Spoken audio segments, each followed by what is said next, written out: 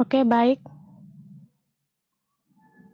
Assalamualaikum warahmatullahi wabarakatuh dan selamat siang Pak dan teman-teman.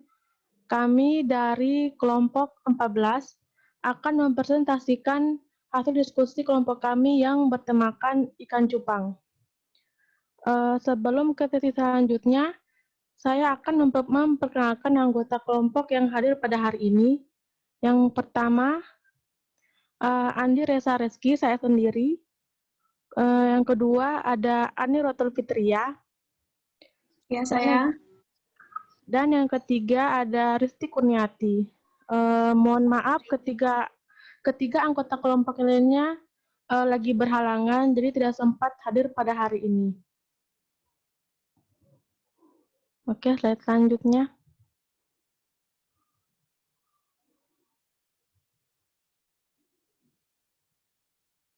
Sebentar, dia lagi hang laptop saya.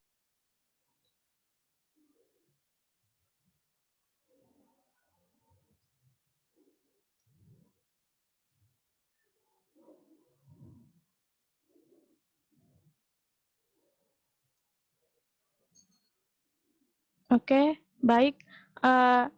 Definisi ikan cupang atau nama lainnya beta SP adalah ikan air tawar yang habitatnya asalnya dari beberapa negara di Asia Tenggara.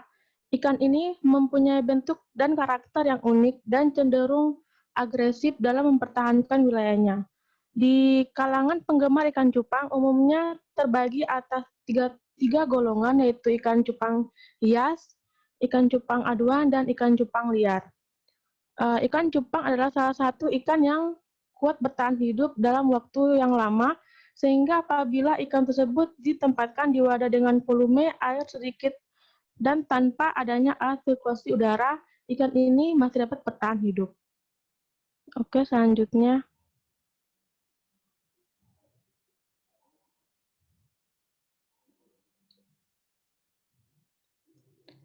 Kemudian target market.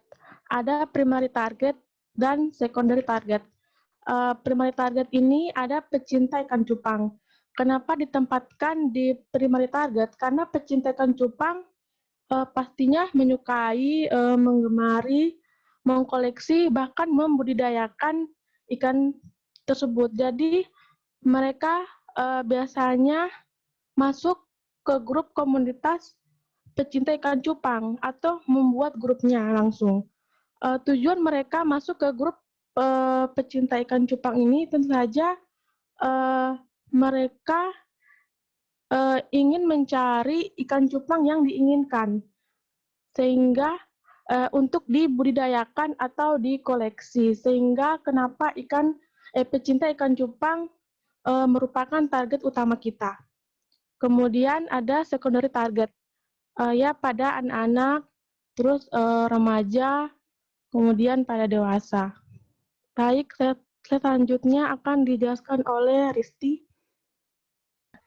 Baik, terima kasih Mbak Reza. Saya ambil alih ya.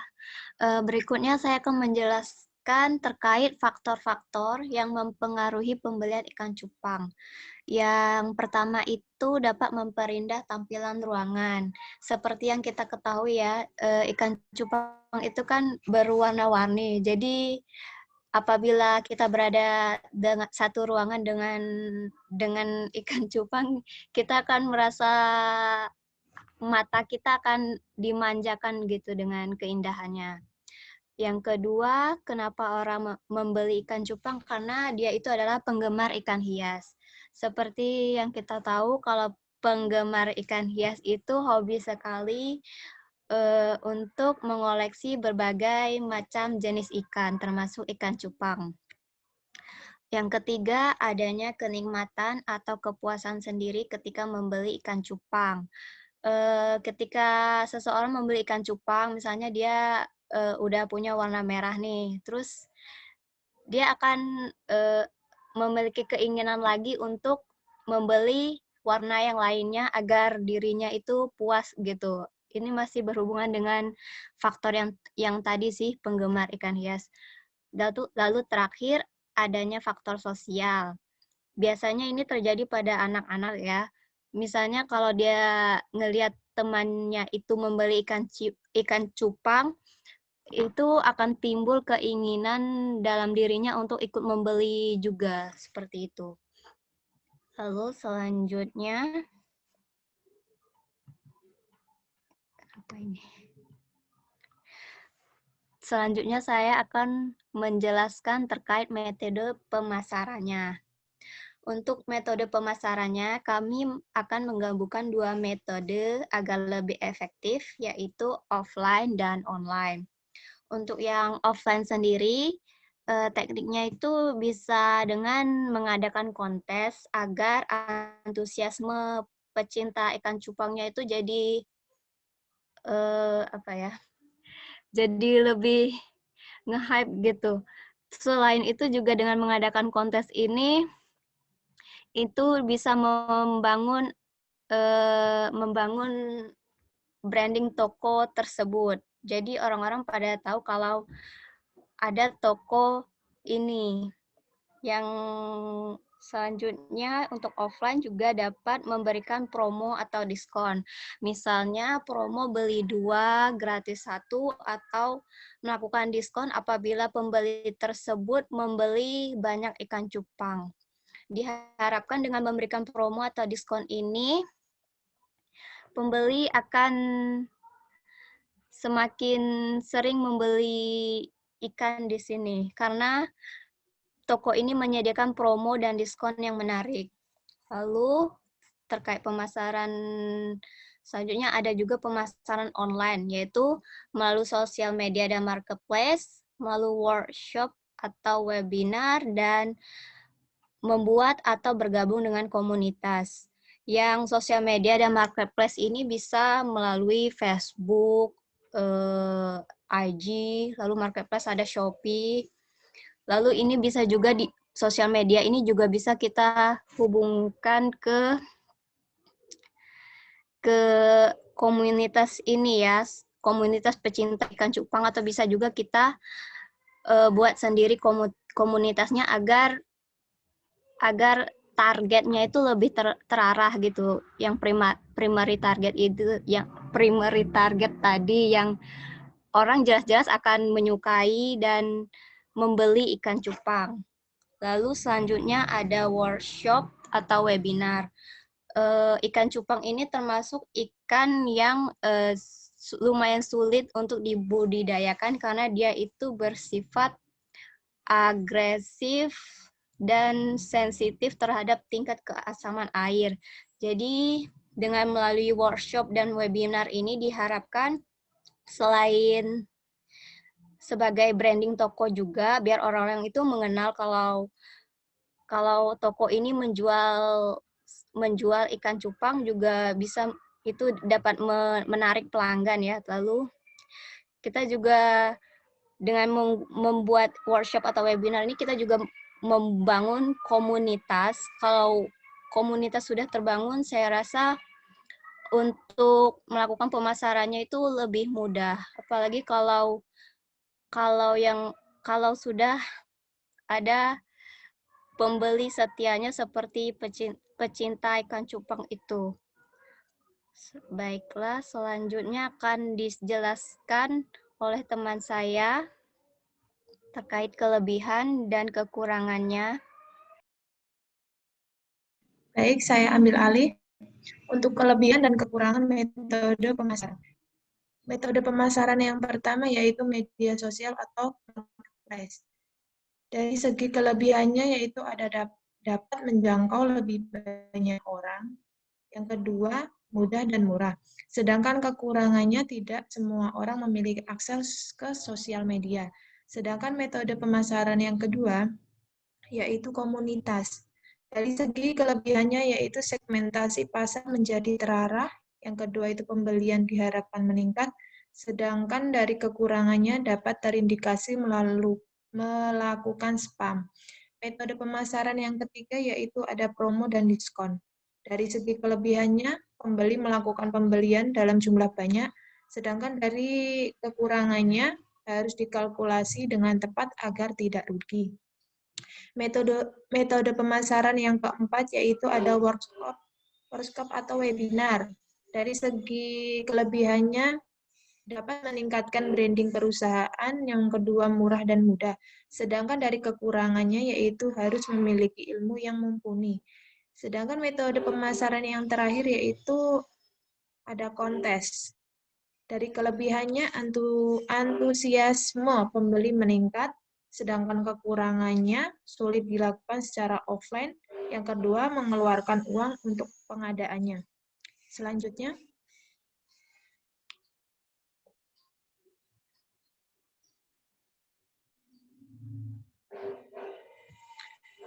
kelebihan dan kekurangan produk.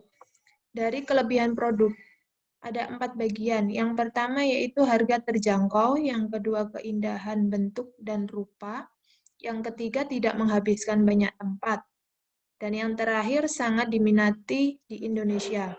Sedangkan dari kekurangan produk tersebut, yang pertama cupang tidak dapat disatukan dalam satu akuarium, yang kedua tidak mudah dibudidayakan, dan yang terakhir kurang diminati di luar negeri. Baik, itulah pemaparan hasil dari diskusi kelompok kami. Kami ucapkan terima kasih. Terima kasih. Oke, ini 2017 ya semuanya ya? Iya, Pak. Oke. Sudah pada skripsi, teman-teman? Sudah, Pak. Sudah. Ada yang pengen jadi pebisnis besok setelah lulus? Sedang mau belajar, Pak. Belajar. Oke, ya ini ya, istilahnya teman-teman mengambil mata kuliah pilihan di saat-saat semester akhir ya. Jadi mungkin ada yang hanya untuk menambah syarat, tapi juga mungkin ada yang memang untuk menambah pengetahuan. Tapi saya harap kalau karena biasanya 2017 atau mungkin 2016 biasanya sih hanya untuk menambah persyaratan ya. Tapi saya harap tidak hanya menambah persyaratan, tapi juga bisa memetik beberapa materi yang bisa dikembangkan nanti di kemudian hari. Oke, jadi gini teman-teman, Mbak Ani atau Mbak Risti atau Mbak Andi ya, sebelum mengambil mata kuliah perahu konsumen, sempat terpikirkan nggak ini mata kuliah tentang apa ini? Yang punya gambaran belum sebelumnya? Dulu pas KRS, ini mata kuliah tentang apa sih? Mbak Ani mungkin? Kalau menurut saya sebelum ngambil kuliah ini, sebelumnya emang udah ada pandangan, Pak. Pandangannya gimana? Yang setahu Anda gimana? Menambah pengetahuan tentang pembisnisan gitu. Soalnya lagi belajar berdagang gitu, Pak. Oh ya, lagi coba untuk merintis sekarang, Mbak Ani. Iya. Usaha apa, Mbak?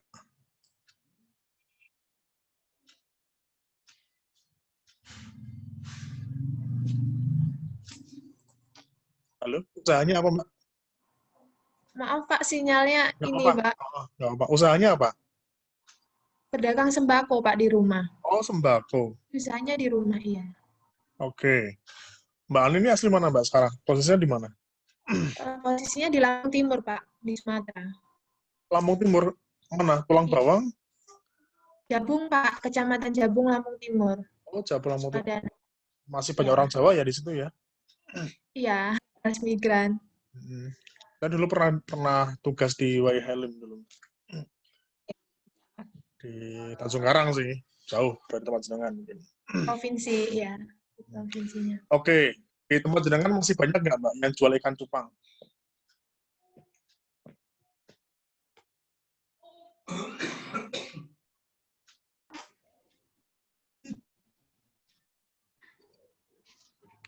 Halo, Mbak Ani? Iya, Pak. Di tempat jenengan masih banyak yang jual ikan cupang? Atau ada yang jual ikan cupang? Ada sih, Pak. Tapi kalau sebagian banyaknya belum banyak. Oke. Ini merupakan contoh produk yang muncul karena tren ya, teman-teman ya. Ya. Jadi ini yang perlu dipahami sama teman-teman lagi.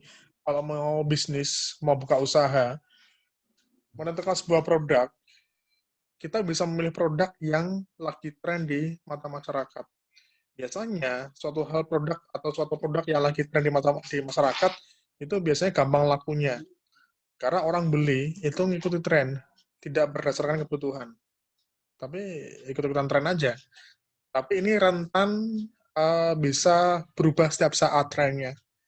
Jadi yang namanya tren di mata masyarakat tiba-tiba ada, tiba-tiba hilang. Itu yang sebagai pebisnis harus siap mengantisipasinya. Kemarin lah McD yang paketnya BTS ya, kan suka Korea nggak, suka K-pop nggak, Mbak Andi, Mbak Risti, Mbak Ani? Lumayan suka, Pak. Lumayan Kurang suka. Kamu suka. aktor Kurang suka. yang suka aktor paling disenangi siapa? Lee Min Ho, Ren apa siapa? Nggak ada yang spesifik sih, Pak. Cuma nonton gitu Aja ya. aja. Ya itu. Jadi hati-hati ketika memilih produk yang lagi tren di mata masyarakat. Karena siapa tahu besok bisa berubah trennya. Nah, ini adalah contoh produk yang memang bisa dikatakan setahun terakhir ya lagi tren. Di tempat saya aja deh, di kota gede, 1 RW aja yang jual ikan cupang ada 3. Ini memang membuktikan bahwa sedang menjadi tren. Cuma saya lihat makin kesini kok makin agak berkurang nih trennya. Kalau dulu akhir-akhir atau mungkin awal-awal COVID ya, setelah April 2020, karena orang banyak di rumah ya, orang banyak di rumah, sering di rumah, kemudian beraktivitas di rumah, terus memelihara ikan. Akhirnya jadi tren. Nah, padahal yang namanya ikan cupang ini kan dari dulu sudah ada. Selain jenis-jenis ikan hias yang memang dari dulu sudah ada, cuma karena tren itu tadi. Jadi kalau misalnya kita memanfaatkan tren, bisa juga. Tapi hati-hati ketika besok trennya ikan cupang, hilang di mata masyarakat. Artinya, kalau misalnya Mbak Andi, Mbak Ani, atau Mbak Risti tetap menjual ikan cupang, masih bisa sebenarnya. Cuma harus mencari target baru. Karena yang jadi target kalian itu adalah orang-orang yang memang suka sama ikan cupang. Tidak hanya sekedar ngikuti tren, tapi memang senang ikan cupang. Jadi ketika menjual sebuah produk yang sudah tidak jadi tren di mata masyarakat, PR-nya kita itu harus menentukan segmentasi yang memang benar-benar membutuhkan produk tersebut. Kayak makanan misalnya. Tahu boba ya kalian ya? Iya, Pak. Boba makanan chat time dan sebagainya. Kan lagi tren ya di Jogja ya. Sekarang apa-apa pakai boba ya. Mau Thai tea, mau green tea, mau cappuccino, biasanya ada bobanya ya. Lagi banyak yang jual boba ya di kantong-kantong pemukiman mahasiswa. Tapi mungkin tahun depan udah nggak tren lagi. Nah, Anda masih ingat dulu sempat ada yang banyak jual es kepal ya, es kepal Milo, ya itu yang jual banyak banget ya. Sekarang udah nggak tren. Jadi penjualnya juga harus punya inovasi. Ketika menjual produk yang sudah nggak tren, berarti kalau misalnya masih ingin tetap jualan, dia harus mikirkan mau tetap berjualan produk ini, tapi cari konsumen baru, atau merubah produk menyesuaikan target untuk menyesuaikan perilaku konsumen yang ada. Jadi bisa aja mungkin yang sekarang jualan ikan cupang, besok udah nggak jual ikan cupang. Besok jualan yang lain. Mengikuti tren masyarakat. Tapi mungkin juga ada yang masih jualan ikan cupang. Karena dasarnya udah senang sama ikan cupang. Jadi ya ini kalau misalnya kita mau bilang semacam kebutuhan manusia nih, kebutuhan tersier. Orang nggak butuh-butuh banget. Hanya orang yang benar-benar pengen banget kan, yang mau beli yang mau beli produk ini. Tapi adalah orang-orang yang memang pecinta ikan, ya pecinta ikan atau mungkin penyuka ikan lah, ya orang-orang yang mungkin punya standar standar akan keindahan yang cukup tinggi lah. Kalau untuk ya Anda jual kalau misalnya gini, Mbak Andi ini asli mana Mbak? Mbak Andi Reza, halo? Asli Sulawesi Tengah, Sulawesi Tengah. Sulawesi Tengah, mana? Ya. Palu? Di mana? Di Banggai. Berapa jauh dari masih Palu? kepulauan lagi ya, dekat Palu sih. Di pulau luar Iya. Sulawesi berarti? di Pulau Lagi. Oh, oke. Mbak Andi, misalnya, kalau kamu promosi, kamu misalnya pura-puranya jual ikan cupang ya, kamu promosi ke teman satu angkatanmu, 2017, kira-kira bakal laku nggak ikan cupangmu, Mbak? Ya, enggak sih. Enggak, kayaknya enggak ada yang beli deh. Apa alasannya? Ya, karena ya buat apa gitu ikan cupang itu. Karena lagi enggak tren di sini. Oke, selain nggak tren, kira-kira kondisi teman-temannya Mbak Andi, kira-kira orang-orang yang menyuka ikan hias nggak? Saya nggak tahu. Ya, Kalau mahasiswa di kos pada memelihara ikan nggak ya? Saya juga kadang beda-beda ya, setiap mahasiswa ya. Nah, ini juga perlu iya. dicermati teman-teman. Bahwa kalau misalnya, karena kita nggak tahu ya, nek besok Anda jadi staff marketing atau bagian marketing, kan nggak bisa memilih produknya kan. Kecuali kalau misalnya kalian pebisnis, jadi bisa menentukan produknya. Tapi nek kalian membantu marketing, membantu menjualkan, kan nggak bisa menjual produknya. Jadi mau nggak mau harus memahami sama ya memahami produknya itu sendiri. Ya, berarti nek misalnya ikan cupang, ya orang-orang yang memang penyuka ikan cupang. Itu targetnya. Kemudian terkait dengan, coba terkait dengan target. Bisa dinaikin nggak? Sorry. Iya, sebentar, Pak. Oh, Risti ya. Oke.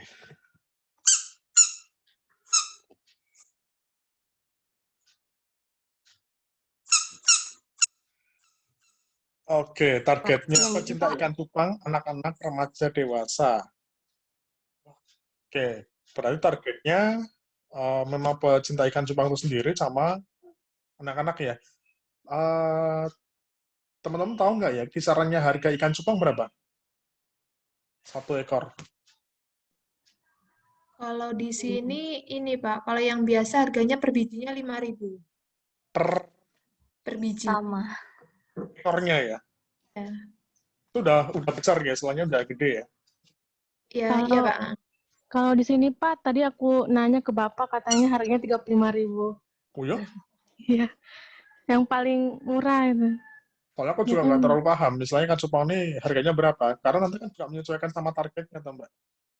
Kalau misalnya hanya pengen untuk hiasan, dia punya budget yang nggak terlalu tinggi, beli aja ikan koki, ikan mas koki, atau misalnya ikan-ikan yang apa warna-warni itu kan mungkin murah ya. Tapi misalnya orang-orang benar-benar pencinta ikan, dia punya budget lebih dan punya peminatan lebih besar terhadap ikan, dia mungkin bisa beli ikan koi. Ikan koi itu sampai 300 ribuan sampai 500 ribuan per ekor loh.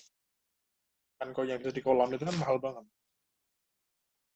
Jadi kalau misalnya targetnya untuk apa pecinta ikan cupang, itu kan berarti perlu menyesuaikan strateginya itu sendiri. Jadi biasanya semakin mahal ikan, itu kadang semakin nggak dijual bebas. Karena kalau misalnya kita ke tempat orang jualan akuarium ikan-ikan, itu kan ikan-ikan yang mungkin secara harga bisa disangkut sama masyarakat ya. Tapi ikan-ikan yang agak mahal, mungkin semacam lohan, itu mungkin jarang banget ada yang dijual di pinggir jalan. Karena segmentasinya tuh untuk masyarakat menengah ke atas. Jadi lebih cocok memang pakai sosial media. Karena ini kan adalah produk yang orang harus nonton bentuknya dulu kan, baru mau beli. Jadi biasanya kalau di sosial media, support sih mungkin secara sistem mau Instagram, mau TikTok, istilahnya cocok. Kalau misalnya mau ditampilkan di sosial media. Kecuali kalau misalnya kita beli ikan untuk dikonsumsi, beda lagi nanti. Mbak Andi mau beli ikan lele, nggak perlu dong lihat tampilannya kan. Sebenarnya ikan lele beli makan, ya. Karena ikan cupang dibeli untuk dinikmati, jadi mungkin pakai sosial media lebih cocok. Tapi juga beberapa produk mungkin lebih efektif kalau misalnya promosi langsung di tempat jualannya. Tapi sekali lagi, kondisi masyarakatnya itu enggak. Misalnya di warung ya, di tempatnya Mbak Ani ada minimarket modern nggak, Mbak? Kalau di sini masih jarang sih Pak, soalnya masih pelosok. Macam Alfamart, Indomaret belum ada ya? Kalau Indomaret, Alfamart satu kecamatan tuh masih ada satu-satu aja, Pak. Satu kecamatan. Dari rumahnya Mbak Ani sampai ke Indomaret, Alfamart berapa jauh, Mbak? Kira-kira? Mungkin 1 kilo, Pak. 1 Lumayan ya. kilometer. Lumayan. Jogja 1 kilo udah dapat 3 Alfamart, Mbak. Iya, Pak. Ya, itu sih. Jadi kita juga menyesuaikan kondisi yang ada di lokasi. Kalau misalnya bisa dijual langsung di tempatnya, warung tadi, mungkin kios apa-apa, ya tergantung masyarakatnya, dia butuh atau enggak. Nah, misalnya barangnya agak langka dan mahal, itu memang lebih cocok memang di sosmed atau di marketplace. Gitu sih, kalau misalnya ini gambarannya ya, kalau mau ngejual apa, ngejual ikan cupang, ya walaupun besok next time mungkin udah nggak jadi tren lagi, masih tetap bisa survive. Asal kita tahu targetnya yang mana. Kan banyak saya kira di Instagram beberapa komunitas pecinta ikan hias atau apa. Orang tua biasanya kayak gitu kan suka model-model ikan seperti ini. Oke, gitu saya kira teman-teman. Ya, ini nanti tinggal dikumpulkan aja Mas UAS ya. Laporannya dibentuk dalam Word ya nanti ya. Nanti formatnya coba saya share lagi di grup ya. Ini waktu yang singkat ini semoga bisa menjadi bisa menjadi tambahan wawasan, tambahan ilmu. Besok kalau misalnya mau coba untuk berbisnis ya, dunia bisnis, dunia dinamis ya.